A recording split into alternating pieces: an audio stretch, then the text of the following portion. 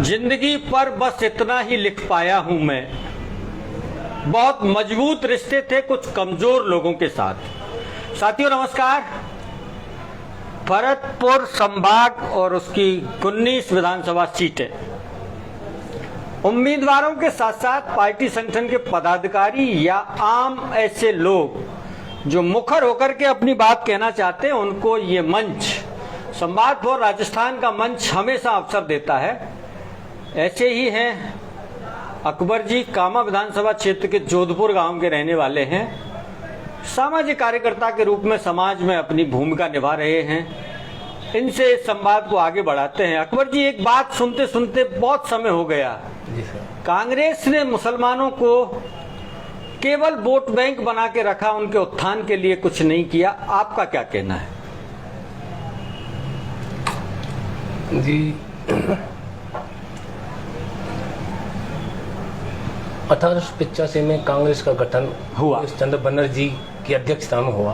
3 आदमियों ने उसका गठन किया और उसका मकसद ये था कि ब्रिटिश सरकार में पढ़े लिखे शिक्षित भारतीयों के मूलभूत सुविधाओं को मद्देनजर रखते हुए ताकि अच्छी पॉलिसी बनाई जाए भारतवासियों की तरफ से।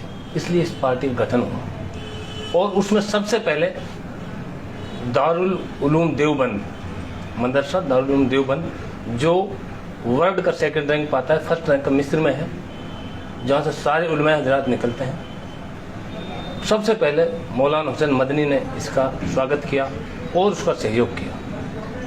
तो हम लोग तबलीग के बानी हैं और दारुल उलूम देवबंद के मसलक पे हम चलते हैं।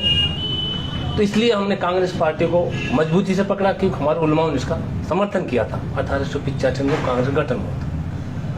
लेकिन उस हिसाब से कांग्रेस पार्टी ने हमको ऐसा नहीं किया जिस तरीके से हमने सबसे पहले बेबाक होकर कांग्रेस पार्टी को हमारे उलमाओं ने दामन थामा।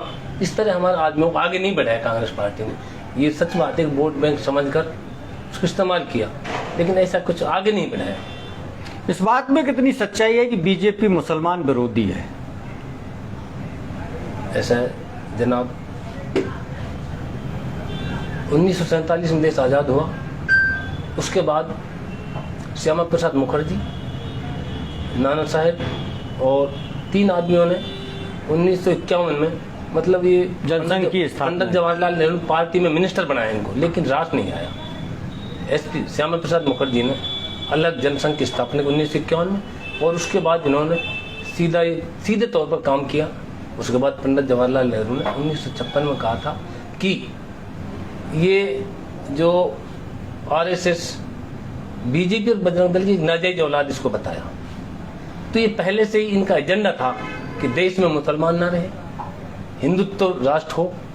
ये कोई नई बात नहीं है, पहले से ही इनकी जो थ्योरी थी, शुरुआत से ही ऐसे गोलवलकर साहब स्थापना के समय से ही विरोधी रहे। से ये था, ये एजेंडा था कि भाई ये तो तिरंगे कोई नहीं मानते थे और बल्कि इस पूरे राष्ट्र को हिंदू समाज समझते थे। लेकिन हमारा संविधान में सेकुलर मजहब हमको माना गया है। हमारा देश का जो कॉन्स्टिट्यूशन संविधान है, संभवतः सारी दुनिया का सबसे बड़ा संविधान है, जिसमें 395 धाराएं और 8 आर्टिकल्स हैं। उसमें इस देश को सेकुलर माना गया है। सेकुलर का मतलब ये नहीं कि धर्म से कोई दुश्मनी है, बल्कि हर मजहब को इसमें समान अधिकार मिलना चाहिए। 1956 में पंडित जवाहरलाल नेहरू ने बिहार में एक बात कही थी, जो आदमी धर्म के नाम पर किसी पर हाथ उठाएगा, मैं सत्ता के मुखिया के नाते या मैं सत्ता से बाहर हूँ, आखिरी सांस तक उस आदमी से लड़ाई लड़ूंगा। लेकिन आज उस देश में सिर्फ धर्म के नाम पर राजनीति हाथ नहीं उठाया जा रहा, बल्कि कत्ल आम किया जा रहा है, ताकि इस बात से हिंदुत्व का लोगों में कार्ड चलकर और देश में केंद्र में 67 साल 70 साल के बाद सरकार बीजेपी आई।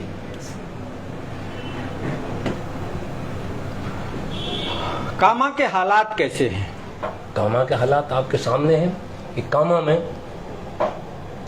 कामा विधानसभा राजस्थान की 70 नंबर की विधानसभा है और मेव बाहुल्य क्षेत्र कामा है। और कामा कांग्रेस की मेव जो वोट हैं वो कांग्रेस की विरासत वोट है। लेकिन कांग्रेस पार्टी के ऊपर जो बीजेपी का एक आरोप है लगातार परिवारवाद, इसमें कोई शक नहीं।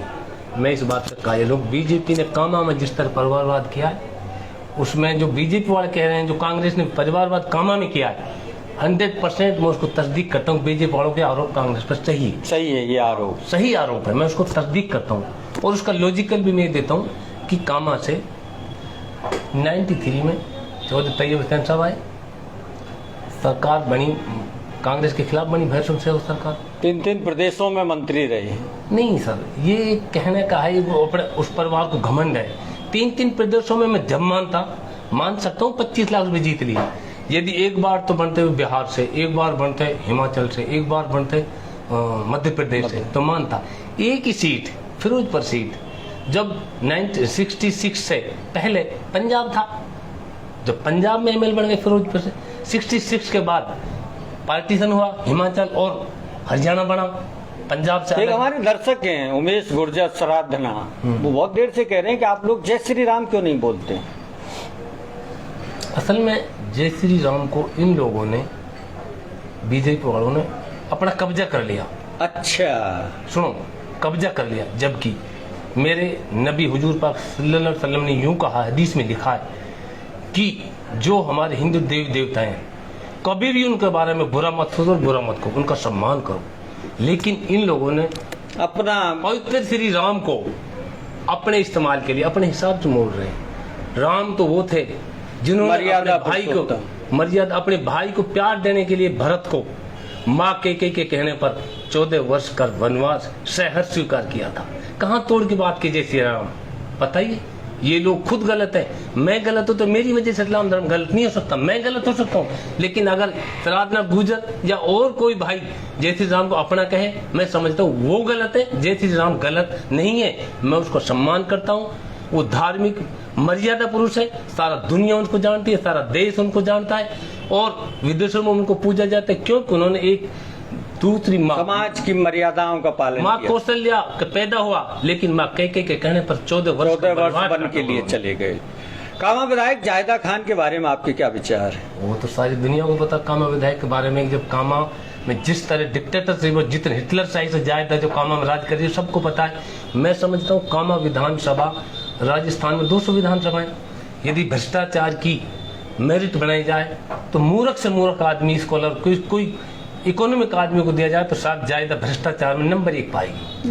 कि चाहे फूलों की माला उन्हें नहीं सुहाती, लोटों की माला चाहिए। सर, नोटों की माला के साथ पहले जो ये माला थी या मुकुट थे, ये सम्मान के प्रतीक। मेरे कोई घर आए, मैं उसका सम्मान करूं तो लोग चांदी का मुकुट पहना देते, तो लोग खुशी बड़ी बात हो जाती। लेकिन आज जायदा को अगर चांदी का मुकुट नजर आ जाता है तो नफरत करती है और उससे कहती है चांदी का मुकुट पहनाओगे मुझे, क्योंकि उसको पता है चांदी का मुकुट की कीमत मात्र 7-8 हजार रुपए है। आप मुझे माला पहनाओ, क्योंकि माला कम से कम लाख से शुरू होती है, लाख से शुरू। जैसे पहाड़ी कृषि उपज मंडी में उप वाइस चेयरमैन का सिलेक्शन हुआ, राम मोहन पंडित हुआ, वीडियो वायरल उसने हुआ, उसको चांदी का मुकुट पहनाया, उसको नफरत होगी उससे और धमकाया उसको।